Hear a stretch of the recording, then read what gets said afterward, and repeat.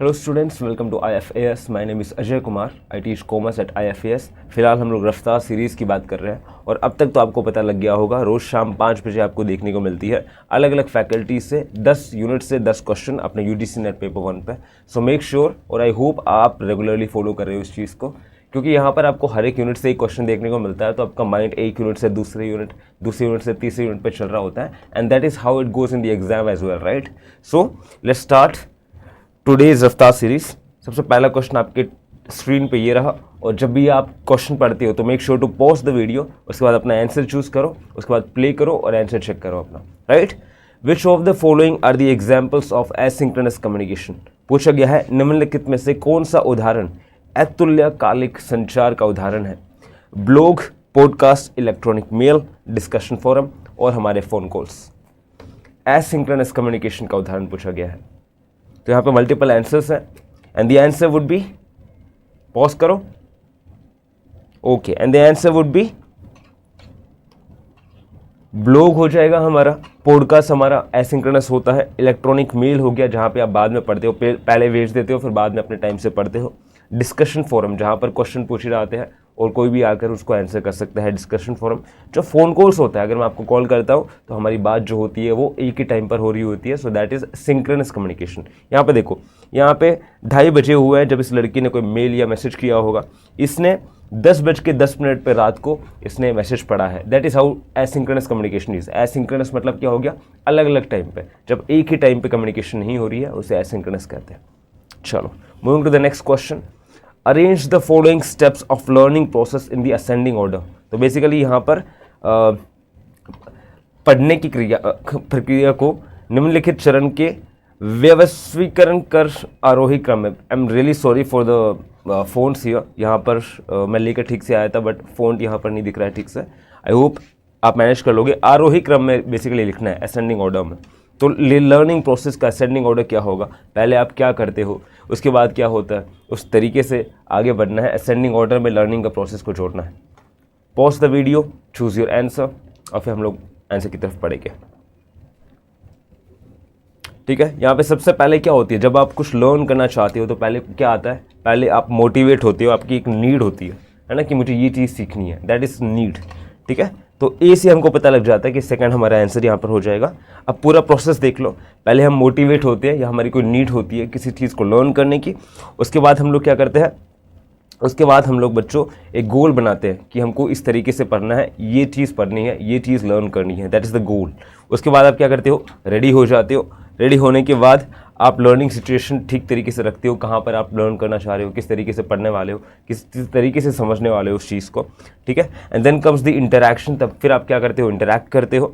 Interact करने के बाद आप क्या करते हो, एडजस्टमेंट करते हो। बेसिकली लर्निंग प्रोसेस में आपको 2 चीज़ें देखने को मिलती है, one is assimilation and the other one is accommodation. तो अगर नॉलेज एज इट एज आप ले पा रहे हो तो वो एसिमुलेशन हो जाती है। एकोमोडेशन में आप खुद को मॉडिफाई करते हो, खुद के नॉलेज को एडजस्ट करते हो ताकि जो लर्न आप करना चाह रहे हो उसको आप लर्न कर पाओ, ठीक है। So that is adjustment, either it could be assimilation और इट कुड बी एकोमोडेशन।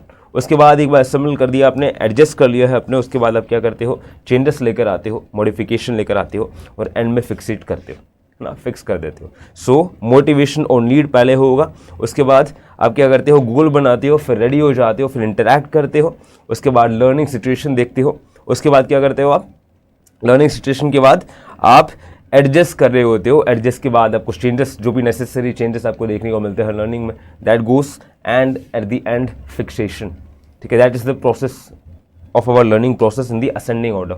चलो अगले क्वेश्चन की तरफ बढ़ते हैं बच्चों। यहाँ पर अगला क्वेश्चन हमारा, विच of the following scales of measurement contains an absolute zero. हमको पता है scales of measurement, level of measurement, आपको वहाँ पे नॉमिनल, ऑर्डिनल, इंटरवल और रेशियो देखने को मिलता है, राइट। तो यहाँ पे पूछा गया है एब्सोल्यूट जीरो कहाँ पर आपको देखने को मिलता है। Pause the video and answer it, फिर हम लोग आंसर की तरफ बढ़ जाएंगे। 5 seconds I will be giving here कि आपने पॉज कर लिया है, and the answer would B ratio. यहाँ पर नॉमिनल में सिर्फ और सिर्फ नेम्स होते हैं, ठीक है, कैटेगरीज होती है, ठीक है। ऑर्डर में आपको नेम्स, जो भी नीचे वाली स्टेप होगी वो ऊपर वाली को इंक्लूड करेगी, नेम्स, कैटेगरीज प्लस आपको रैंकिंग देखने को मिल जाती है, यहाँ पे ऑर्डर देखने को मिल जाता है।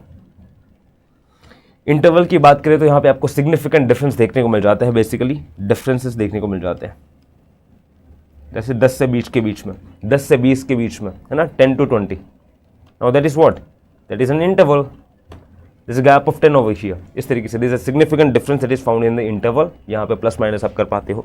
And in the ratio, ratio की बात करें यहाँ पे तो नेम्स, रैंकिंग, डिफरेंस, ओ उसी के साथ साथ एब्सोल्यूट जीरो आपको देखने को मिल जाता है बच्चों। ठीक है, इजी राइट। चलो इस चार्ट को देखो, यहाँ पर बेसिकली यहाँ पर स्केल ऑफ मेजरमेंट है, एक तरफ लेबल्ड, बेसिकली देखो डेटा कैसे तरीके का है, नॉमिनल, ऑर्डिनल, इंटरवल, रेशियो। यहाँ पे labelled, labelled is basically what, is basically ये लेबल है, कैटेगरी है, name.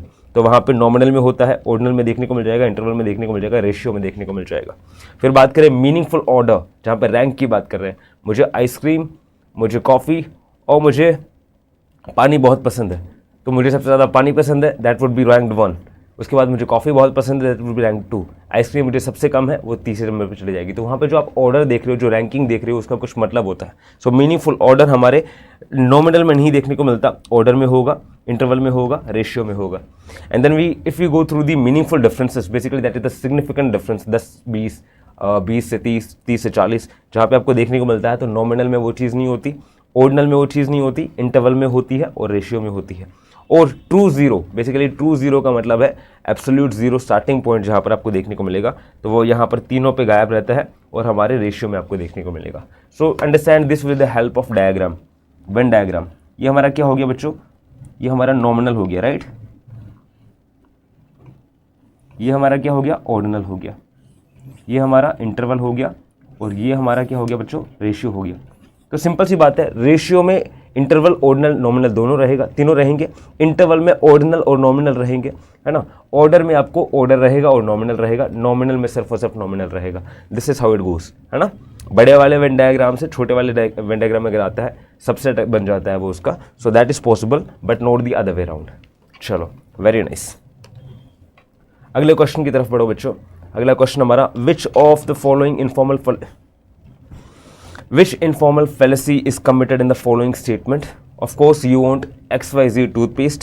There must be a reason why 90% of India brushes with XYZ toothpaste. एक टूथपेस्ट के बारे में बताया गया है, बेसिकली मान लो कोलगेट के बारे में बताया गया है और बोला है कि कौन सी इन्फॉर्मल पॉलिसी यहाँ पर देखने को मिलती है। इन्फॉर्मल फैलेसी वो फैलेसी है जो कि मीनिंग से निकल के आती है, फॉर्मल फैलेसी स्ट्रक्चर की वजह से आती है। तो यहाँ पर इन्फॉर्मल फैलेसी पूछी गई है कि हाँ तो आप XYZ टूथपेस्ट यूज़ करोगे, हाँ आप कोलगेट इस्तेमाल करोगे, क्योंकि हाँ इंडिया में तो 90% लोग क्या कर रहे हैं, कोलगेट का इस्तेमाल ही कर रहे हैं। So that is what, that is argumentum ad populum. ये क्या होता है हमारा, पब्लिक जहाँ जा रही है, मेजोरिटी जहाँ पर है, आप उसको फॉलो कर लेते हो। That is bandwagon effect. इसको हम क्या बोलते हैं बच्चों, बैंड वेगन इफेक्ट। सब कर रहे हैं तो मैं भी कर रहा हूँ, इस तरीके से मान लेना, क्योंकि सब लोग ले रहे थे यहाँ पे तो तुम भी वही यूज़ करते होगे। That is argumentum ad populum. ठीक है, population, majority of the population. अगला क्वेश्चन देखो बच्चों, if the statement some animals are not birds is given as false, basically what, सबसे पहले आप पता करते हो कि AEIO प्रोपोजिशन कौन सा है। तो आपने पता कर लिया, some animals are not birds, that is basically O proposition बोला गया है। वो अगर फॉल्स है तो इनमें से कौन सा, इमीडिएटली इन्फर कर पाते हो आप कि फॉल्स है। क्वेश्चन को ठीक से पढ़ना होता है।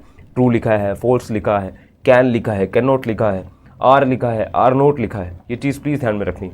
सो if the statement some birds are not birds, sorry some animals are not birds is given as false, तो इनमें से कौन सी इमीडिएटली आप पता कर पाते हो कि फॉल्स है। पॉज द वीडियो एंड से क्वेश्चन। यहाँ पर हमारे क्या इस्तेमाल आता है बच्चों, यहाँ पर हमारा आता है square of opposition, AEIO, right. तो यहाँ पे आपको पता है ये हमारे क्या होते हैं, कॉन्ट्ररी होते हैं, ये हमारे सब कॉन्ट्ररी होते हैं। ठीक है,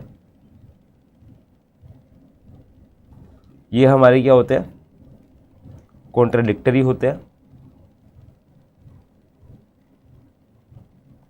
और ये बच्चों हमारे होते हैं सबऑल्टर्न, राइट। तो यहाँ पे क्या दिया गया है, हमको स्टेटमेंट दी गई है ई की, ई हमारा बताया गया है फॉल्स है, सॉरी हाँ, स्टेटमेंट हमारा क्या है बच्चों, स्टेटमेंट हमारा ओ है, ओ प्रोपोजिशन फॉल्स दिया गया है। और अब देखना है आपको क्या कुछ फॉल्स होगा, इमीडिएटली आप कर पाते हो। तो पहले तो आपको पता है कि सब ऑल्टर्न के रूल के हिसाब से क्या होता है, ट्रुथ गोज डाउनवर्ड, ट्रुथ नीचे की तरफ जाता है, फॉल्स ऊपर की तरफ जाता है, तो यहाँ पे फॉल्स ओ फॉल्स है तो ओ फॉल्स ऊपर की तरफ जाता है, then E would be false. ओ अगर फॉल्स है तो ई फॉल्स हो जाएगा। अब बाकी रूल्स कैसे काम करते हैं, कॉन्ट्रेरी में बोलते हैं, कॉन्ट्रेरी का रूल है, सुन लो, कॉन्ट्रेरी का रूल है both can not be true at the same time but can be false together. दोनों साथ में ट्रू नहीं हो सकते बट फॉल्स हो सकते हैं। यहाँ पर अगर देखोगे ये फॉल्स हो गया, ठीक है। कॉन्ट्रेडिक्टरी क्या बोलता है, कॉन्ट्रेडिक्टरी बोलता है one is the denial of the other. अगर एक ट्रू है तो दूसरा फॉल्स होगा, एक फॉल्स है तो दूसरा ट्रू होगा। तो ये ओ फॉल्स था तो ये हमारा ट्रू हो जाता है यहाँ पर, ठीक है। और सब कॉन्ट्रेरी कहते हैं both can be true at the same time but can not be false together. तो मतलब कि सब कॉन्ट्रेरी में दोनों साथ में फॉल्स नहीं हो सकते लेकिन ट्रू हो सकते हैं। यहाँ पे फॉल्स है तो यहाँ पे ये फॉल्स हो ही नहीं सकता, that means it is true for sure, इस तरीके से, ठीक है बच्चों। हमको क्या पता करना था, इमीडिएटली कौन सा इन्फर कर सकते हैं कि फॉल्स है, तो यहाँ पर हमको सीधा सीधा पता लग गया था जो ई प्रोपोजिशन है वो फॉल्स होगा and E proposition is a no animals are birds, यही हमारा होता है ई प्रोपोजिशन। चलो प्रॉपर्टीज मैंने जो बोली है वो ध्यान से सुन लेना। आगे बढ़ने से पहले ये यूजीसी नेट के एचपी सेट और एपी सेट के लिए अपने Siddharth sir UGC net paper 1 पे रोज सुबह 15 तारीख से आपको लाइव क्लासेस देखने को मिलते हैं, अपने प्राइम क्लासेस पे देखने को मिलता है, exclusive on our prime classes. आपको IFAS डाउनलोड करना है और सर वहाँ पर आपको 10 के 10 यूनिट वहाँ पर कवर कर रहे हैं, ठीक है। You can learn it for free, so you can register today, it has started from the 15th of April। चलो अगले क्वेश्चन की तरफ बढ़ते हैं बच्चों। The action of sending emails to fraudulently obtain another person's bank details is called. यहाँ पे बोला गया है एक ऐसा एक्शन जहाँ पे आप ईमेल वगैरह भेज रहे हो फ्रॉडुलेंटली ऑब्टेन करने के लिए किसी और पर्सन के बैंक डिटेल्स को, what would it be called? Fishing, farming, spamming, smishing. क्या लगता है बच्चों? सोच समझ के जवाब देना है। आपको दो चीज़ों में डाउट आएगा, इनमें से the action of sending emails, जब आप ईमेल्स भेज रहे हो फ्रॉडुलेंटली, मतलब कि दूसरे पर्सन के बैंक डिटेल्स वगैरह आप निकालने के लिए क्या कर रहे हो, जानबूझ के ईमेल्स भेज रहे हो उनको। The action of sending emails to fraudulently obtain another person's bank details. चलो pause the video and the answer would be phishing, ठीक है। अब देखो, आप बहुत सारे बच्चों को लगा होगा स्पैमिंग इसका आंसर होगा। स्पैमिंग बेसिकली क्या हो गया ना, स्पैमिंग ईमेल के जो एडवांटेजेस, इतने सारे अच्छी तरीके से इस्तेमाल किया जा सकता है ईमेल्स का, जहां पर आप ईमेल को क्या कर रहे हो, बहुत ज़्यादा बर्बाद कर रहे हो, उसको गलत इस्तेमाल कर रहे हो। गलत इस्तेमाल इन द सेंस कि बहुत ज़्यादा स्पैम कर दे रहे हो, किसी को बहुत सारे मेल भेज रहे हो, एवं ही मुझे भी भेज दिया, आपको भी भेज दिया, सबको भेज दिया। वहाँ पे ईमेल का डिसएडवांटेज लेना स्पैमिंग होता है। वहाँ पर आपका जो ऑब्जेक्टिव होता है वो किसी के बैंक डिटेल्स या इन्फॉर्मेशन निकालने का नहीं होता है। तो spamming is basically not using the emails properly, और किसी का बॉक्स भर दिया आपने बस, ठीक है। तो जब आप बहुत सारे मैसेजेस करने लगते हो, बहुत सारे ईमेल्स करने लगते हो, दैट इज सिंपली स्पैमिंग, उसका कोई ऑब्जेक्टिव नहीं होता है, ठीक है। अगर बात करें फिशिंग की, तो फिशिंग में क्या होता है बच्चों, आप मेल्स वगैरह भेजते हो ताकि आप क्या कर सकते हो, दूसरे पर्सन के बैंक डिटेल्स वगैरह, क्रेडेंशियल्स वगैरह ले लेते हो, दैट इज फिशिंग। फिशिंग में you send emails to fraudulently obtain another person's bank details, ठीक है। That is the difference between phishing and spamming. अगर इसके अलावा बात करें स्मिशिंग की, तो स्मिशिंग में आप क्या करते हो, SMS करते हो बच्चों। आप SMS का इस्तेमाल करते हो, टेक्स्ट मैसेजेस करते हो, टेक्स्ट मैसेजेस का इस्तेमाल करके आप क्या करते हो, किसी के इन्फॉर्मेशन लेने की कोशिश करते हो। अगर बात करें फार्मिंग की, तो फार्मिंग में आप क्या करते हो बच्चों, ये रिडायरेक्ट करते हो आप बेसिकली फेक वेबसाइट्स पे। ये फेक वेबसाइट्स का इस्तेमाल करना होता है जहां पर आप किसी के क्रेडिट का इन्फॉर्मेशन वगैरह ले लेते हो, दैट इज अवर फार्मिंग, ठीक है। तो ये डिफरेंस था। फिशिंग में आप ईमेल्स भेजते हो ताकि बैंक डिटेल्स वगैरह निकाल पाओ किसी बंदे की, है ना, फ्रॉड कर पाओ। स्पैमिंग में ईमेल का गलत इस्तेमाल करना। फार्मिंग हमारा क्या हो गया, एक ऐसा तरीका हो गया जहाँ से आप लोगों के इन्फॉर्मेशन निकालते हो उनको फेक वेबसाइट्स पे लेके जाके, ठीक है। और स्मिशिंग हमारा हो गया यूज़ ऑफ टेक्स्ट मैसेजेस या SMS वगैरह, जिससे आप क्या करते हो, सिमिलर चीज़ करते हो। अगला क्वेश्चन देखो बच्चों, मैच द फॉलोइंग है। एक तरफ AICTE that is our all India council of technical education, UGC university grant commission, NPTEL और CEC our consortium of education council दिया गया हुआ है, और दूसरी तरफ डोमेन लिखे हुए हैं कि इनमें से ये कौन सी चीज़ें कहाँ काम करती है। Pause the video, try to match it, 5 second, फिर हम लोग आंसर की तरफ पढ़ जाएंगे। And the answer would be A3B4C1D2। हमारे जो हमारा all India council of technical education है, ये self paced and international courses की बात करता है। अगर बात करें यूजीसी की, तो यहाँ पे यूजीसी क्या हो गया बच्चों, university grant commission talks about the non technical post graduation courses, PG courses की बात करता है, लेकिन कैसे, नॉन टेक्निकल पीजी कोर्सेज की बात करता है। फिर बात करेंगे सीईसी की, तो सीईसी में under graduate non technical courses की बात होती है, कंसोर्टियम ऑफ एजुकेशनल काउंसिल। और फिर बात करें एनपीटेल की, तो एनपीटेल का लेना देना हमारा इंजीनियरिंग से है। So that is how we got the answer AICTE. It is related to non-technical post graduation courses। और बच्चों यहाँ पर मैं एक चीज़ कह देता हूँ, ये क्वेश्चन बहुत बार पूछा जाता है। This particular question is asked in the UGC net set exams over and over again. So it is very important कि आपको पता रहे कि कौन से जो हमारे कोऑर्डिनेटर्स हैं वो किस चीज़ का काम करते हैं, राइट। स्वयं में आपको कितने कोऑर्डिनेटर्स देखने को मिलते हैं बच्चों, 9 कोऑर्डिनेटर्स देखने को मिलता है। चलो very nice, okay, moving to the next statement here. ये स्टेटमेंट क्वेश्चन है, दोनों सही है कि गलत है वो सारी चीज़ आपको चेक करनी है। स्टेटमेंट 1 में बच्चों दिया गया है NCERT is the main governing body at the tertiary level of education in India. I am really sorry for the Hindi over here, पता नहीं किस तरीके से ऐसा हो गया है, बट देखो NCERT को मेन गवर्निंग बॉडी बताया गया है टर्शरी लेवल ऑफ एजुकेशन पर। स्टेटमेंट 1 है। स्टेटमेंट 2 है टर्शरी एजुकेशन में आपको हायर एजुकेशन, वोकेशनल एजुकेशन और ट्रेनिंग वगैरह देखने को मिल जाती है इंडिया में।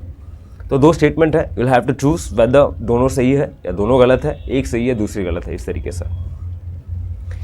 NCERT को मेन गवर्निंग बॉडी बताया यहाँ पर टर्शरी लेवल ऑफ एजुकेशन पे, ठीक है, टर्शरी लेवल ऑफ एजुकेशन पे। दूसरी तरफ टर्शरी एजुकेशन बताया गया कि किस तरीके से हायर एजुकेशन इन्वॉल्व करती है, वोकेशनल एजुकेशन इन्वॉल्व करती है और ट्रेनिंग इन्वॉल्व करती है इंडिया में।